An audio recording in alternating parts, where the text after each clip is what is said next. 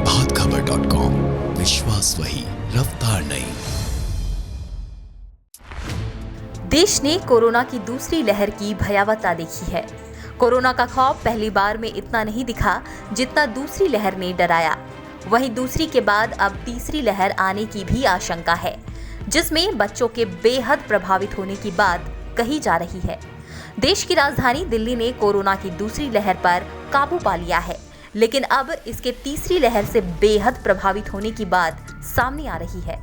एक समय अस्पतालों में बेड और ऑक्सीजन की किल्लत झेल रही दिल्ली के कई अस्पतालों में अब कोरोना मरीजों के लिए बेड खाली है। अस्पताल के बाहर लोगों का दम तोड़ना अभी भी कोई नहीं भूला होगा। इस बीच IIT दिल्ली की एक रिपोर्ट में दावा किया गया है कि कोरोना की तीसरी लहर में दिल्ली में एक दिन में 45,000 तक पॉजिटिव केस सामने आ सकते हैं। रिपोर्ट में दिल्ली सरकार को कोरोना की तीसरी लहर को लेकर चेतावनी दी गई है। कहा गया है कि 45,000 नए मामलों के कारण हर दिन करीब 9,000 लोगों को अस्पताल में भर्ती करने की जरूरत पड़ सकती है। इस रिपोर्ट में 3 चीजों का जिक्र किया गया है। पहला, रोगियों की संख्या, दूसरा, अस्पताल में भर्ती होने वाले मरीजों की संख्या और तीसरी, ऑक्सीजन की जरूरतों की संख्या।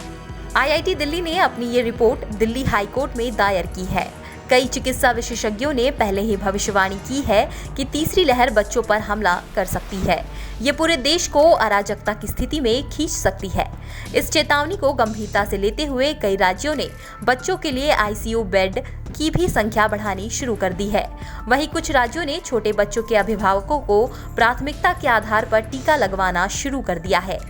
उत्तर प्रदेश की योगी सरकार ने 12 साल तक के बच्चों के अभिभावकों को टीका लगवाने के लिए टीकाकरण केंद्रों पर अभिभावक बूथ का निर्माण कराया है, जहां प्राथमिकता के आधार पर ऐसे अभिभावकों का टीकाकरण किया जाएगा जिनके बच्चे 12 साल या उससे छोटे हैं।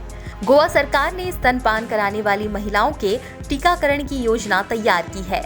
झारखंड की हेमंत सरकार ने प्रदेश के बच्चों को फ्लू का टीका दिलवाने की रूपरेखा तय की है। इस अपडेट में इतना ही। इसी तरह की जानकारी के लिए देखते रहिए प्रभात खबर। प्रभातखबर.com, विश्वास वही, रफ्तार नहीं।